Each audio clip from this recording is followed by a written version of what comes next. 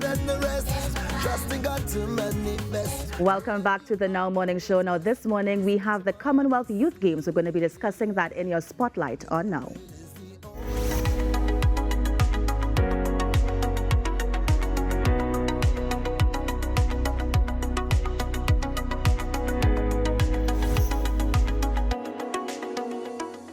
Now, today marks 100 days until the Commonwealth Youth Games 2023 hosted in Trinidad and Tobago. I want to welcome this morning the president of the TNT Commonwealth Games Association, Diane Henderson. Good morning. Morning. How are you doing this morning? I'm great.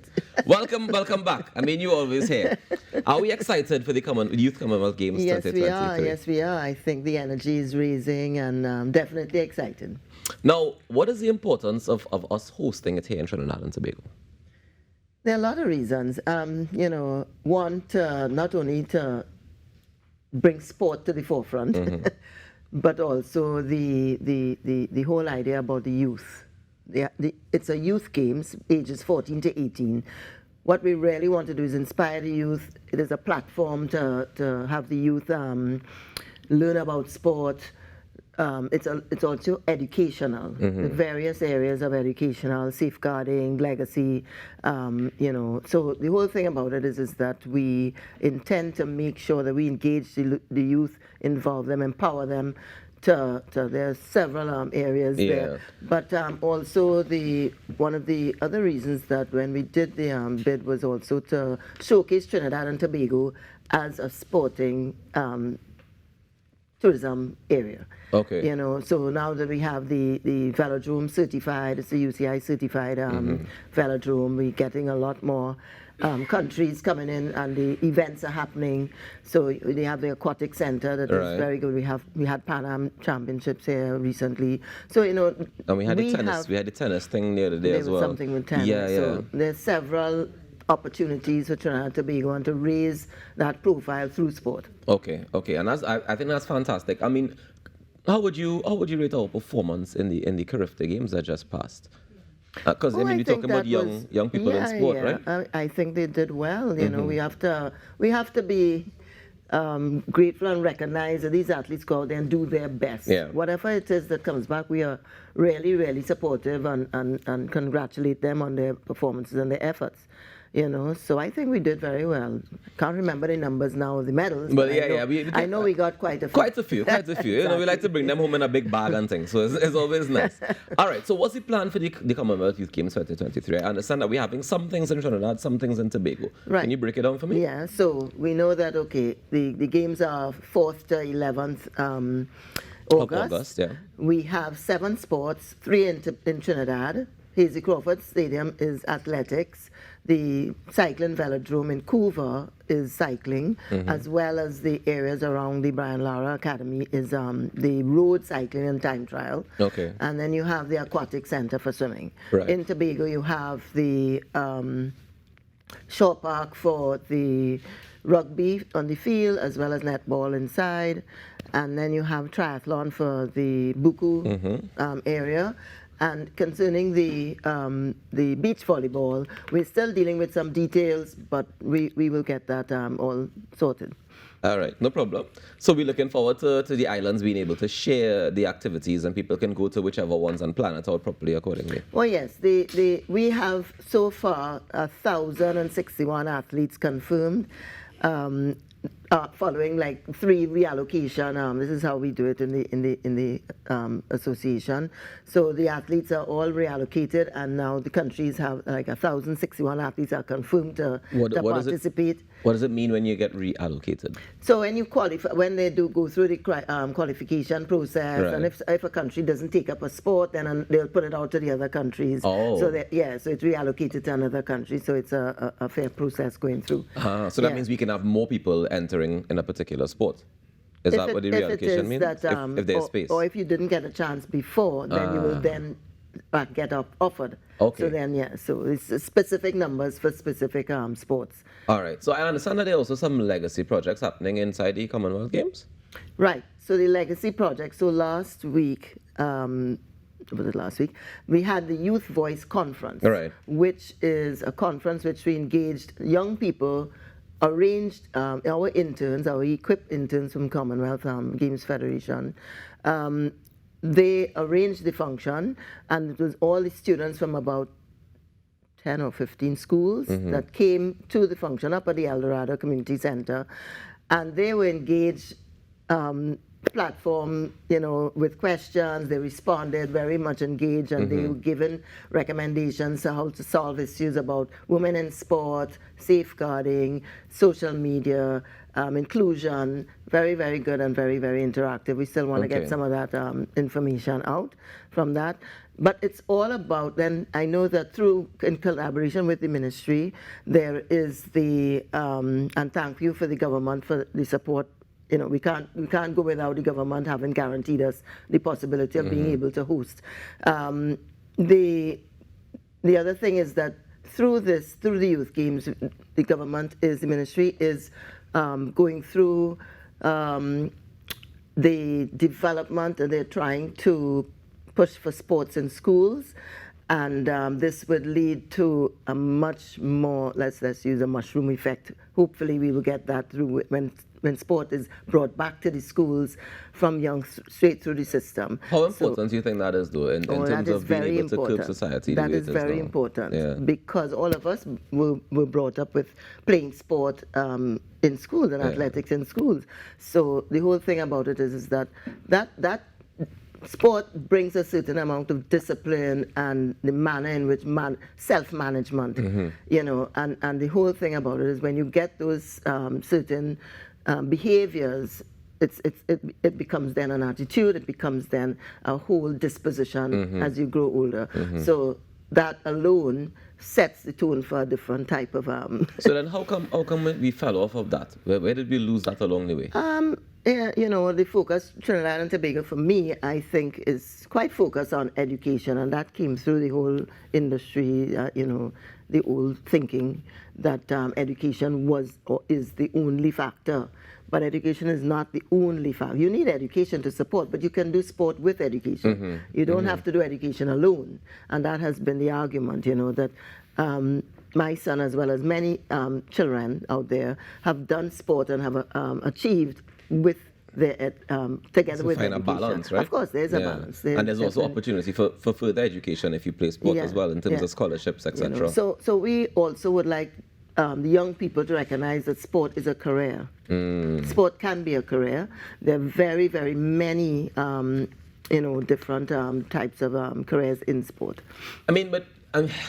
So far, our examples, I wonder about the amount of examples that we have. Like, we have, the ones that stand out and make a big impact on the world stage. The Shaka Hislops, Dwight York, Atto Boland. But we have 1.3 million people. And if you could count on two hands or one hand the amount of people who've made a career out of sports, where they can say, all right, this is the only thing that I do. Is that how encouraging is that? How do we encourage youth to make a career out of sport? Well, you see, this is where we have to highlight not the pros, but those are the physiotherapists, those that are sport lawyers, those that are... So I'm talking about all the different careers that you do normally, but in sport. They actually specialize in sport management, sport. So it's not only, the athlete themselves going back into that, but actually studying for... So CC, you have to have their sport management in UE University and so forth. So they have to have programs locally where definitely, sports science, sport, whatever it is, needs to be there for young people to see those as opportunities. Diane, we've been talking about the Commonwealth Youth Games, and of course we're talking about sport in general and youth in sport.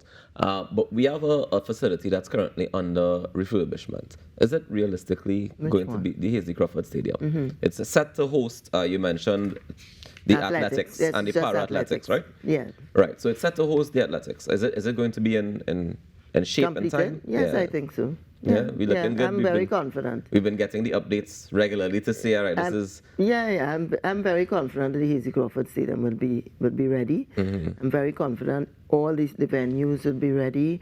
And more importantly, this week we have the regional meetings for the Americas and the Caribbean here for the Commonwealth. That is 27th and 28th. And what that is that we use that forum to update each regional set of countries about the games. So we would be updating the Americas and the Caribbean about that. We did the Africas already and the Asia, Oceania. And the whole thing is that we have set meetings and a process to follow, and the security, the medical, all these other agencies are fine-tuning the arrangements right now. So, yeah. How are we looking in terms of technology? I saw a lot of complaints after the Carifta Games about the lack of technology being used in the actual, like the races and the, you know, being able to score the high jump and the long jump and those things. People were still pulling out, you know, what seemed like pen and paper or like markers and stuff. How is our technology when it comes to those things? Are we ready for? We have on board some providers who would because part of the whole bid process was about digital transformation and using apps, because it's young people we talking about. The thumbprint, which is here somewhere on our logo. So let me introduce Coco here. Coco here. So it is our mascot for the games. A leatherback turtle. A leatherback turtle, okay. Yes, and this was developed through our competition we had earlier on, and one of our young students did this very, very intuitive. So, yeah, so coming back to your question was on the, oh my gosh. That's funny. No, yes, I don't want to get back to it. You asked me about how was this is terrible, I've forgotten, and you have forgotten. I've forgotten too. I think we both got distracted by Cookie. Cookie got us off. But okay, so the hashtag... I was talking about the regional meetings. Right, the meetings and getting ready for the... So one of the other things as well is the volunteers. We need the community of, we depend on the community of Trinidad and Tobago to come. It was about the apps and the technology. I'll come back to it. So we have 1,000 volunteers already registered and signed up, and we're going to start training. Oh yeah, of course, we want some more. We always have to have buffer. So we would like, it's 1,000 athletes, so we need at least 1,500 or 2,000 more volunteers. So we are looking forward to some more signing up, and we're hopeful this has been successful in that. Tell them how they can sign up and be a part of it. Oh yes, they can go to @Tobago 2023, which is the hashtag, and all of our social media. So the website is @Tobago 2023. Right, so that's on Facebook, Instagram, Twitter, TikTok, everything is @Tobago 2023. And you should get the website where you can follow the link and get to the... So you were telling me about the use of technology. Right, so part of this is one aspect of it, this is the marketing aspect, right, part of our bid program was about digital transformation. And so the ticketing would be scanned, and the whole sports management system to manage the system, to get the results, to do the live streaming. Everything has to be done. Linked together, So, and I went to the thumbprint, and that's where I got on to this. So, but the thumbprint was based on the digital and the young people doing your thumbprint. Show me your thumbprint. You know, the whole thing about it is we all do the thumbprint for your phone. The first thing you do to get on is to use your thumbprint. So, you know, part of that is incorporating some digital forms in the whole process. So I'm not saying that we're perfect, but let me mention that we just concluded on the 15th of April our in the sport industry conference, which was virtual this year again, due to the business of all of us. So, you know, the idea actually was about technology and sport, and how can we, you know, incorporate this. A lot of advice by the panelists was about getting those sporting organizations and the bodies to accept and to incorporate this. How can they actually take the steps towards advancing in technology, you know? So we are very attuned that it's a need, and it's not perfect yet, but we have to keep on pushing. And keep adding it as we go along. I mean, I'm excited about it. I think in 100 days, we're going to get things started for the Commonwealth Youth Games 2023, and it's going to be a fantastic time. I mean, I thank you for the work that you've done so far, and the work you still have to do, because I know there's plenty of work still to be done as we get closer and closer. But tell me about the role of the Ministry of Sport in all of this.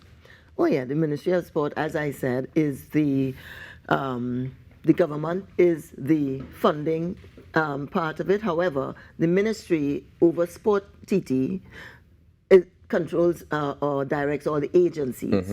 So all the agencies from the security, transport, medical, and all of those definitely will form a very, very big part of this. We can't operate without it. It has to be done, and very, very important. Just as the same thing with the relations and the dealing with the countries, 71 countries. You know, so it forms a very important part, and we're so grateful that they are there to oversee that side. Most definitely. Well, I want to thank you for coming in this morning and for sharing this information. I want to wish you all the best, and I hope that you come back as we get closer to the date so we can discuss some more of the details about the dates so everybody can make their plans, etc., etc. If you want to sign up to be a part of it, you can head across to @Trinbago 2023 on all platforms: Facebook, Instagram, Twitter, TikTok. Wherever you find your information, you can go there @Trinbago 2023. If you want to volunteer to be a part of the Commonwealth Youth Games, you can head across there as well. It's happening from August 4th to August 11th. We look forward to it. Let's take a quick break and come back with more. Thank you so much, Diane. Sure. Trusting God to manifest. I know that you are always best. Listen what your mama said.